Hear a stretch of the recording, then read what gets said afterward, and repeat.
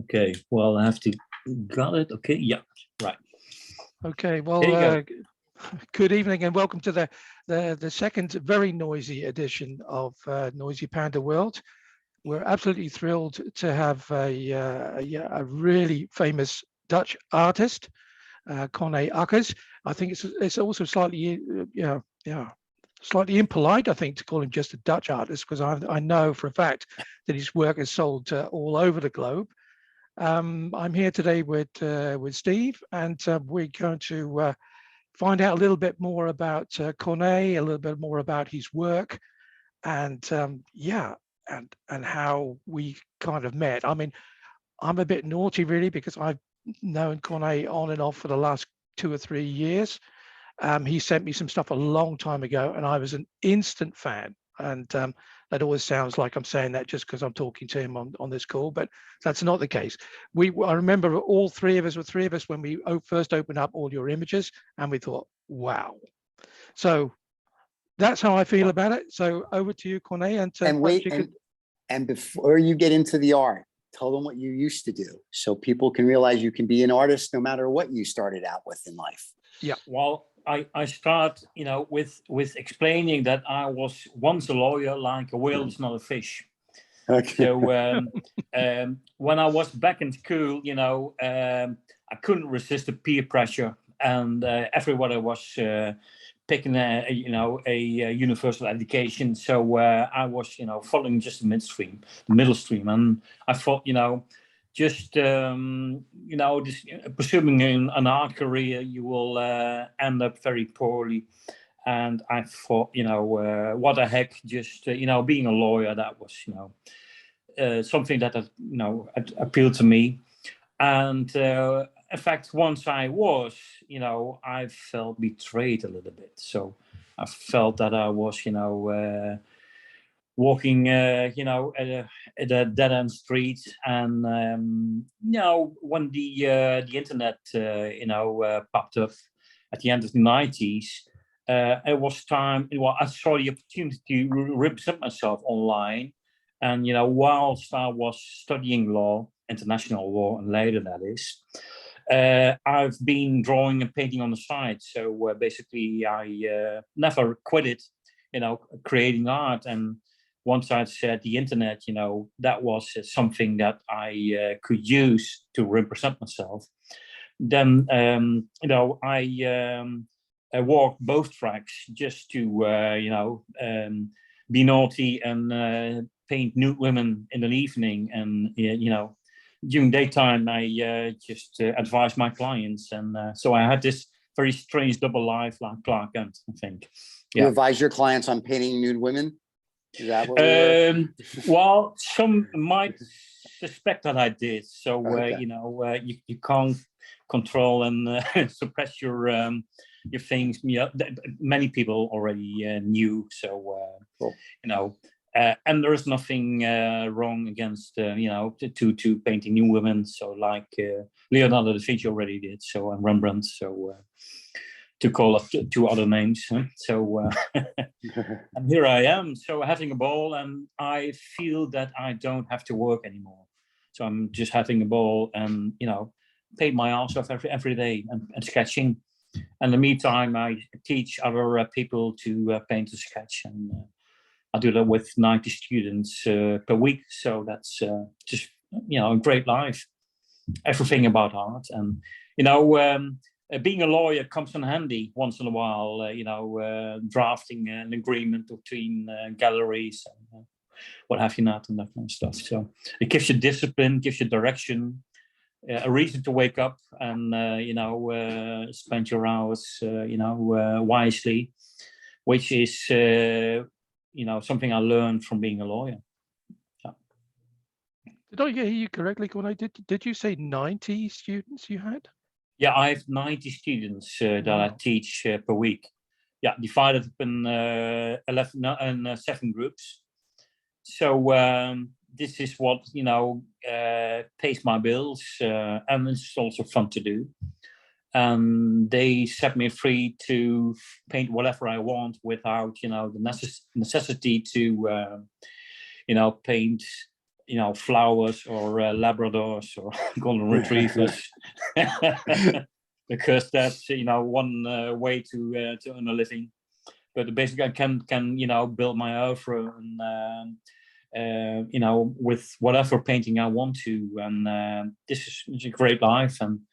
And I throughout the years I discovered that you have to stay close to yourself and just paint what you want, and let people do your bidding. That's what basically being an artist is about. And there's always someone close to you that will want to follow you because you want that yourself, rather than to listen to other people. And great artists, I think an artist should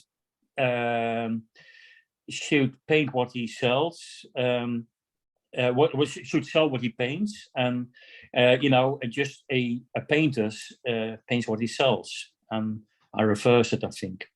So that's it. And I've seen that you have various different styles. Were these periods that you went through? Because you had the Cubist, you had the Realism. Oh yeah. These do you sort of drift in and out of the different styles of music, or of art?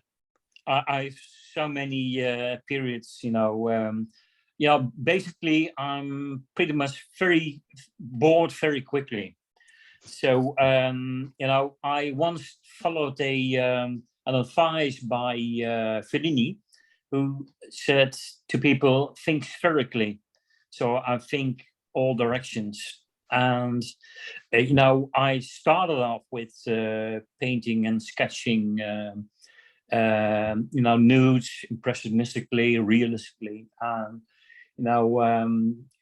then there was a stage in my life that my dad once said, son, this time that you have to abstract now, delve into your own style. So basically that pisses me off. And he kind of, he was right in a certain way. So that kept, lingering back in my head. And soon I realized, well, he was right after all. So I started, turning, towards cubistic styles. And basically what I did is just combine impressionism, realism, and cubistic styling, and that turned into a this style called roundism, kind of round, kind of cubism, with the correct feel of anatomy and that stuff.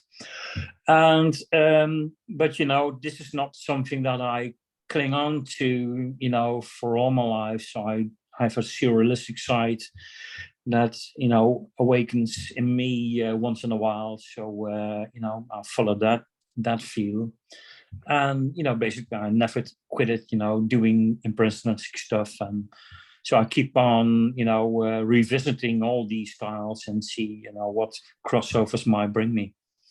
Because I know that I still have some art which we are going to mint for you, and they'll probably will go on voice.com, Noisy Panda NFT, which will be a new platform for you with your work. And there was you did a lot of sketches as well. Not all of them with the female body on it. Some of them are of towns and villages and places around Holland. And I found that quite fascinating as to, is that a release for you that you do that? You do think, well, I'll just do that, get it out of my system, or how do they come about? Well, I have a couple of approaches.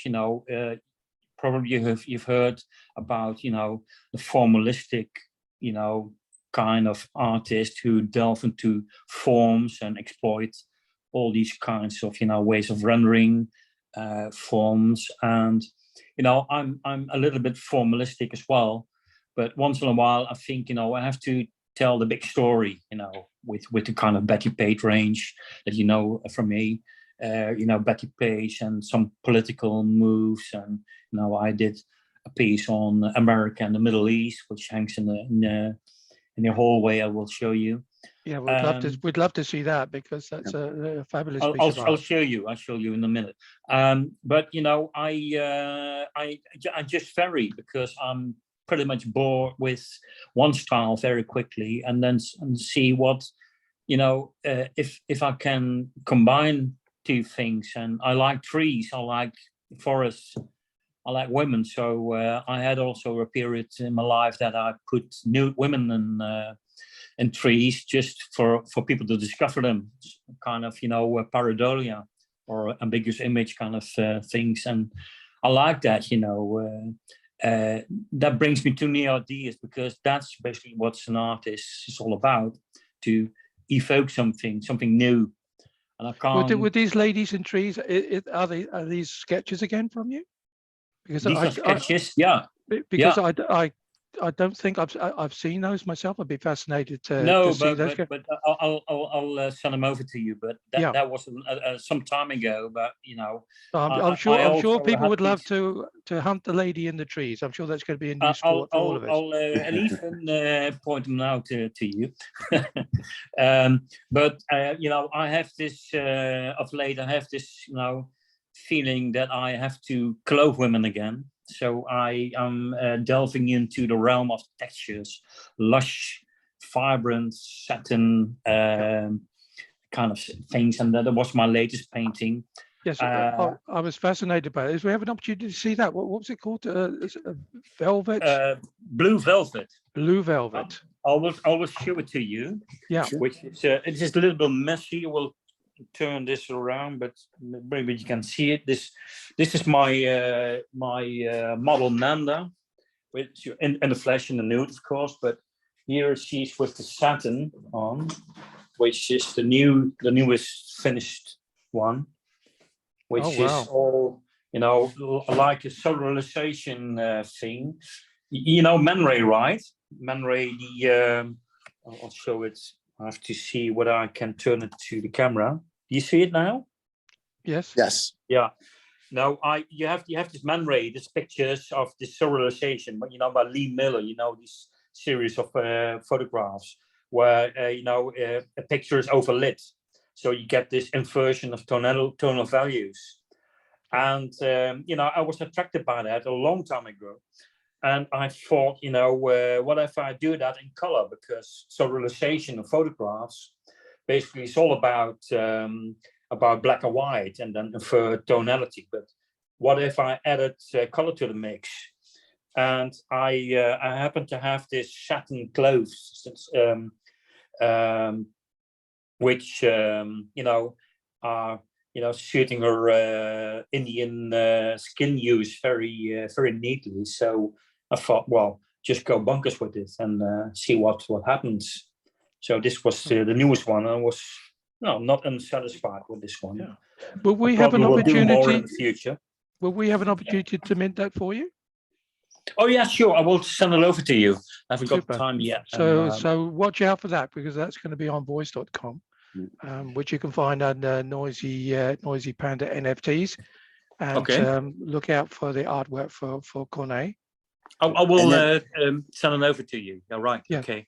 And this is another one. This is the one before the blue velvet, which is another kimono girl. Probably you.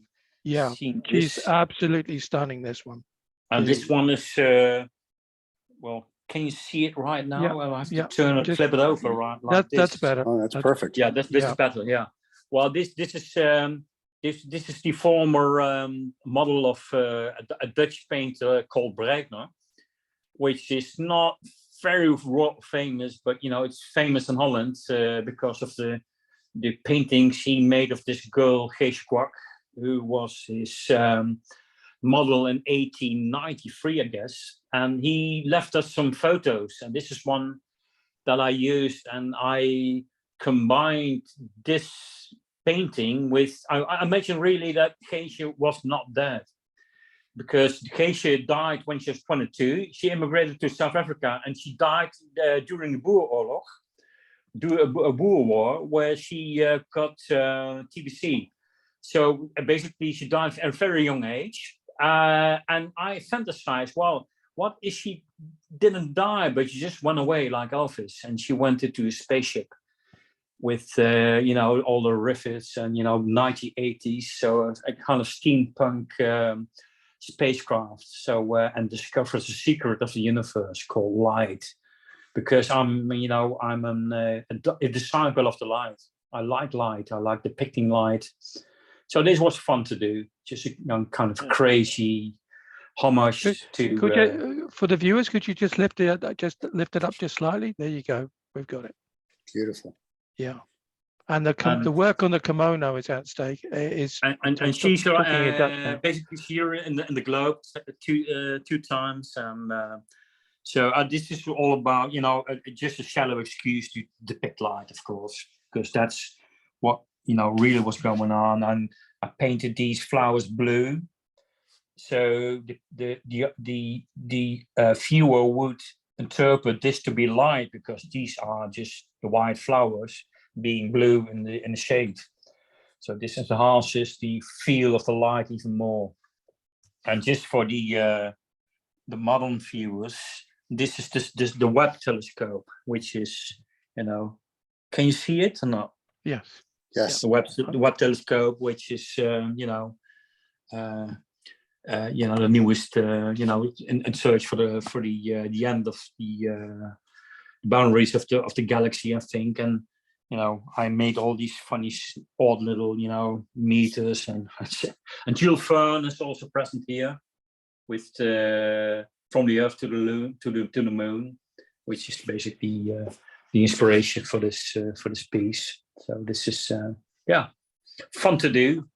So what sort of size is that, Corné? 120 centimeters by 58. So that's divided by 2.5, of course.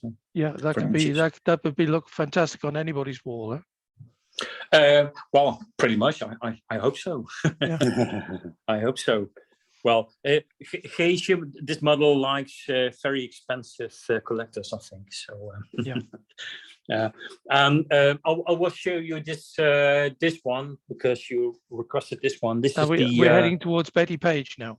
The Betty Page now, which is well, this took me 1.5 years to paint because I just wanted to have a lot of things, in a painting, like a lot of stuff going on, I had this crazed idea that Betty Page, of course, the pinup, you have to know her from the 1950s. Everybody had her pictures, but nobody wanted to admit to.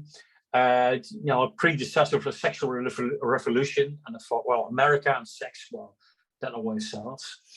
And basically, I fantasized about her being rediscovered by American archaeologists 3,000 years later, like a gigantic sphinx. The scaffoldings. That's just part of it. And but I happen to have a friend in Secret Service, Dutch Secret Service. Of course, they were working with Americans, no secrets about it. And I asked them, how would an American base camp look like in Iraq? These American, these military camps with all the PMCs, the private military contractors, and he told me about what's happening there. You see this American camp here with all the soldiers, and with Apache helicopters, and that was fun to do. But it took me magnifying glasses just to paint this all. And Trump is on the scene as well because he's here. And there is something plotting against him. There's a sniper here. Probably you can see him here. And the Secret Service is onto it.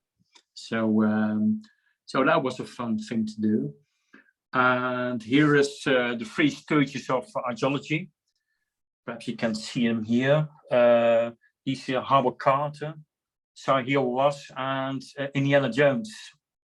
Of course, they have to be part of the fun of it. And one thing that friend of the Secret Service told me, there's always a BK or a burger, a hamburger restaurant on the compound. So I fantasized about Betty Burger here, which is catering all the soldiers and the people working at the ramp. And so that was a fun to do. I wanted to have a crazy story, with lots of, hundreds of people going on, people working, people driving. There's bomb explosions, in the Middle East. It's always a hectic place. And you have all the MRAPs, the military vehicles. And there's even a bomb squad here present who are checking out my signature on this stele, where there's a bomb hidden. So that's just what, one idea leads to another. So I basically, when I painted some stuff and I think, well, I can tuck in this too. So I downloaded hundreds of reference pictures just to be able to paint it all. And so this is the big thing, and I like that. But it takes a lot of time. So don't even can imagine how to begin to form a prize. It's so many hours I have to.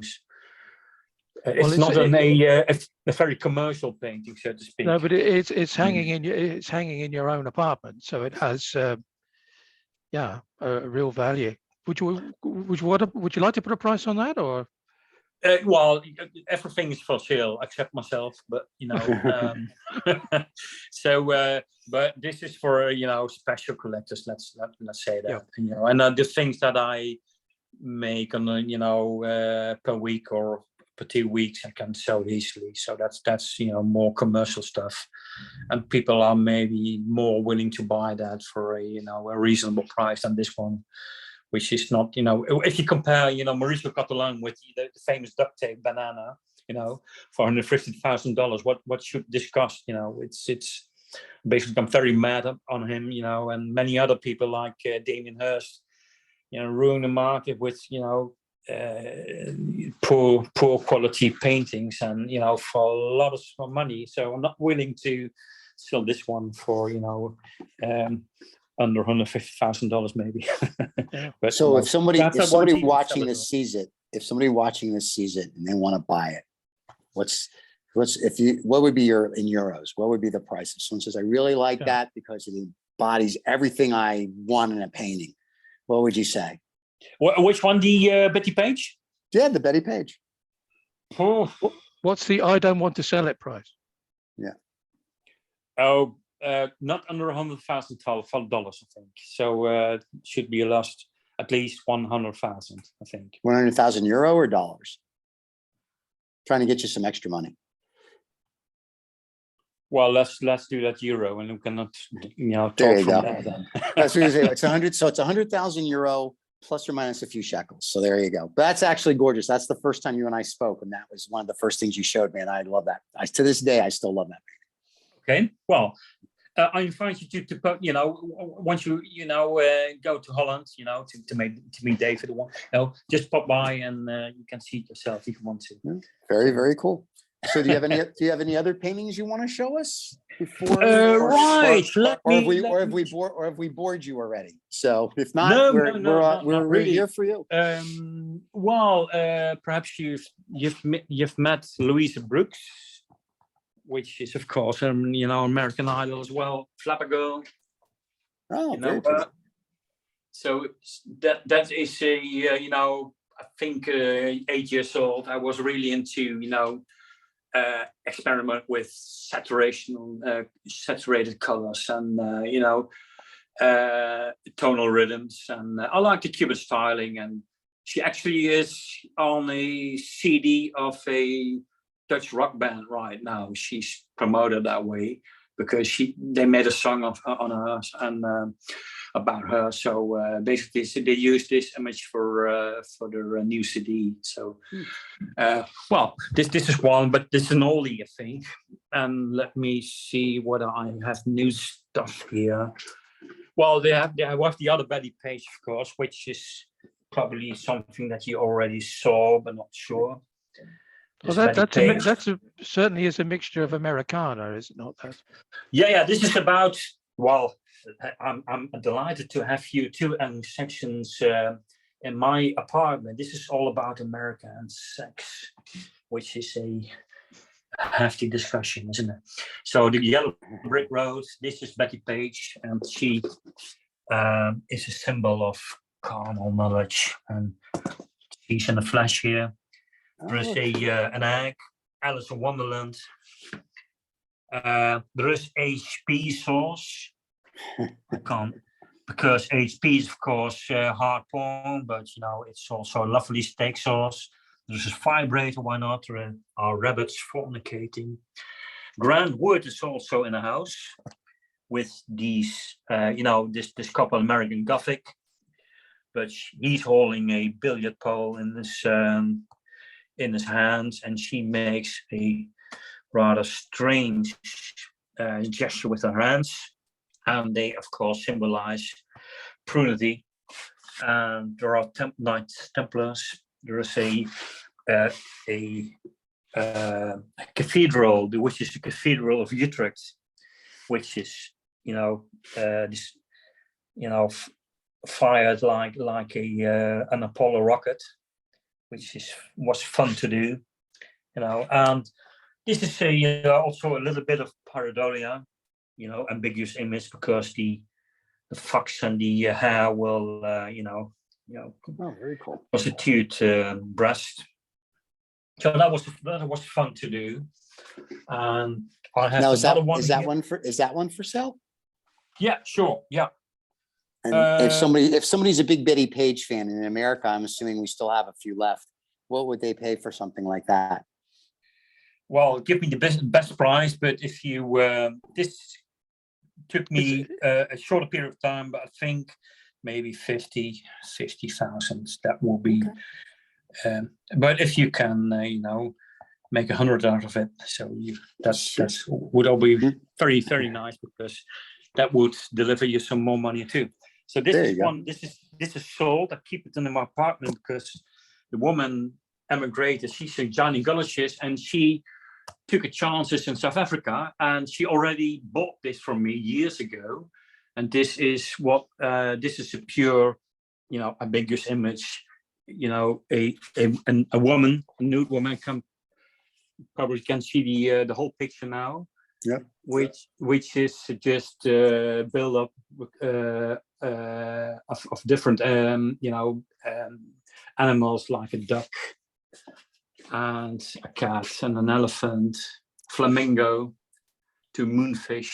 So I call this Gaia, the queen of the goddess of the earth. So, but basically this has to go to Durban. I thought she moved house to Durban, and I just thought this on behalf of her, because she still has to seek for a house there. So she lives on campus.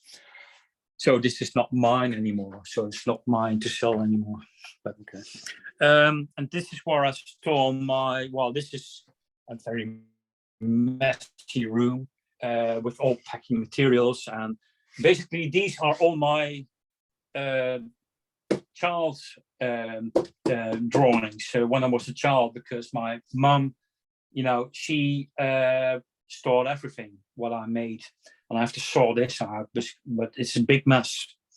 And these are all my paintings that I made throughout the last months. So basically pretty much many paintings that I made. And well, let me pick one out maybe for you.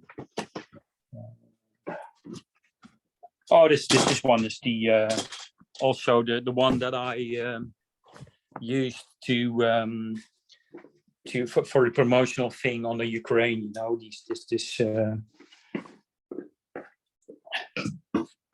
I'll show it to you.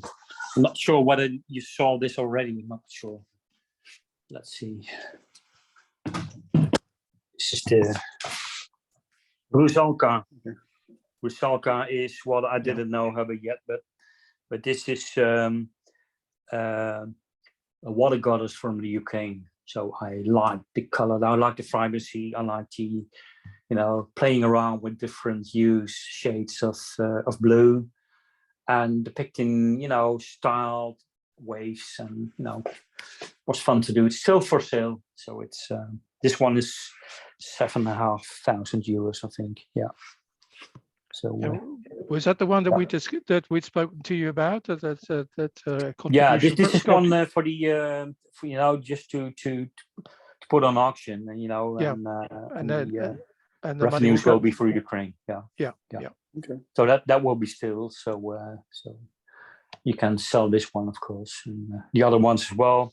And this is one standing on the this is one also from Nanda, which is just a my pure roundism style.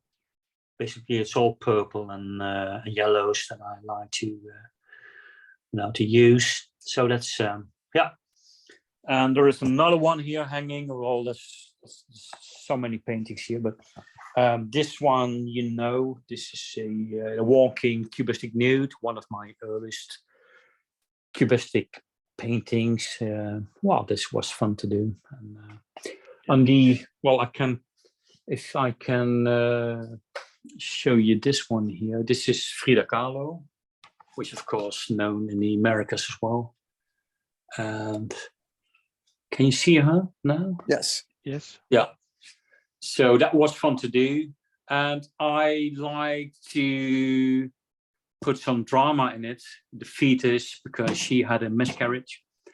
And this is my cat, my former cat. She's lying in exactly the position like the reference photo, but there was a cushion here, and I didn't like that. There was a cat behind it, but she was in the set position like my former cat. So I, it's kind of tribute to my own cat, and trust her in the hands of Frida Kahlo. And I did this, this Santa Muerte kind of theme, which is typical of America, macabre maybe, and I did some reference things in the hieroglyphics,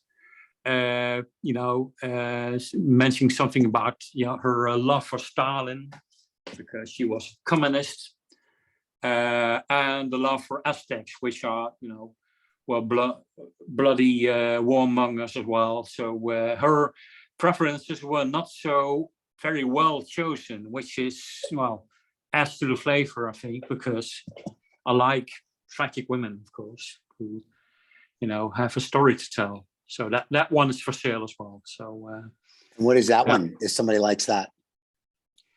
Yeah, well, maybe also in the 50,000, maybe. Yeah. Okay. So I spent, I think, maybe 2 months. So I started to calculate my prices, and I think I put my hourly rate at €300, which is, something I have to calculate. I earn that as a lawyer as well, and this is how I can calculate these things. Right.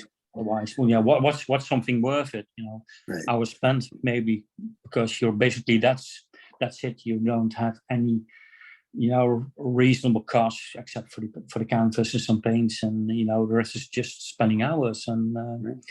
But if you can have a fair price for them, so. Well, hopefully they would get that and the NFT, so they'd have a physical art and a digital art, so they would have both. So it works out well. Keep one, sell one. Sure, yeah, and I will keep on producing them. So this is what I do. Your art has been seen all over the world, has it not, Corné? I remember. So, Could you tell us a little bit about where that's been? I think China. I think you've been in some other places. Yeah, well, China was something that came, just by accident. Someone on Facebook contacted me, some guy, David Kosh and David Rush, and he this is his his Chinese European name for me, which is in Chinese name I can't pronounce, but he is the chairman of a organization called ARPLU, which is a big Chinese, grown into a big Chinese market for European art in China. And they will travel China with all these, fairs, go to all these fairs like in Guangzhou, Nanjing, Tonking, Peking, Beijing, and Hong Kong, and they travel, and include me in all my their shows, and I sold pretty much, what I shipped to him. He sold, all of them, and so basically a couple of 50 artworks are there. So this is a big country, but America is number one, because I sold many things to Americans. 23 states, I believe. Last was Louisiana, which is not a typical, state like, that they don't prefer my art, because I think there are more conservatives over there. But there's still a nice lady bought one of my drawings. England is a big, major play for me, because they have bought, one of my. That was the first painting that I sold to them. Some guy in London, already a long time ago. Europe, some countries, Germany is very important to me. France, of course, Italy, and Australia, and the Emirates. Other countries like South America, Africa is not that big, but people don't have money there, or there are not very many art collectors present. So Russia is not. I don't hang in Russia. Well, that's good news for me then. I was going to say, with the recent unpleasantness, that's probably well. Yeah. I think they like loose women and in golden bathing suits and Ferraris, but not my art, I think. But basically, where people have money, and I think the big suburbs, like Beverly Hills, Central Park, but also Chelsea and London. People buy my art there, so that's yeah. So we do a big call out to all these people in all the big cities. Come on, guys! Corné's got more art to sell. You've seen it. Buy the art, buy the NFT. They're invited to. So go ahead. And we should be minting some new stuff. I'm excited to have an opportunity to print some of the newer stuff. Okay. On voice.com. And we'll do that. You'll be able to find it under Noisy Panda NFT. Okay. Been an absolute pleasure to talk to you today. Okay. Yeah, and to share your studio with you and hear you talk about your art, because that's what makes it. That was what was for me when I first saw it so fascinating, that I couldn't not look at it. There was always something else, and somebody always said to me, "Did you see this? Did you see that?" And of course I didn't. And that's what it's, shall I say, it's almost addictive as to wanting to know what you're putting in your art. Well, I want to sell 5-course dinners, not a snack. So I work with multiple layers. That's what I do. I like to, have a kind of superficial, beauty. Well, okay, that's fine. Nice colors, but there's something more, another ways. And this is for people to discover a kind of painting 2.0. Another painting in a painting, on just multiple layers, also meaningful things, and I like that. Playing around that, play and fool around with it, with all these themes, and which is make life worthwhile living for me. Yeah. Well, it's interesting because some of your stuff, and what limited knowledge I have in art, when I see some of it, and this is meant only as a compliment, it's almost like Salvador Dali. It's like within something. And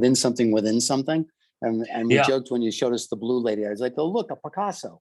But I mean, theoretically, when I look at some of your stuff, I'm like, okay, I see that, whether he's an influence or not, or whatever, it's sort of like I see that. It's something's within something, what's in something. So it's very cool because it opens your mind.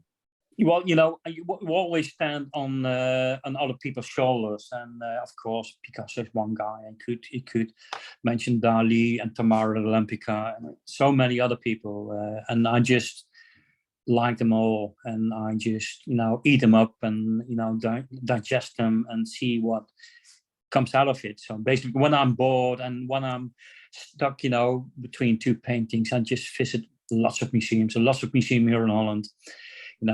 All the good artists here, and so many exhibitions coming up, and always come back with new ideas. Having ideas is like breeding rabbits. You begin one rabbit, you buy another one. Before you know, we have 10 rabbits. Right. So never without any. So there's plenty more to put on canvas. Yeah. Well, this was awesome, and like David said, thank you for your time, and we appreciate it. Okay. And welcome. Hopefully the viewers will enjoy it as well, and hopefully you'll get an NFT or a painting or two sold out of this, and the people that don't know you now can at least see your art and hopefully follow you and enjoy it. Okay. Well, let's hope they do, and okay. So we'll be following your MPW website with great interest. So let's sell some more. There you go. Corné, thank you for your time tonight. Okay, welcome, David. Thank you. Welcome, Stephen. Thank you, Connie. And see you shortly. So whenever you're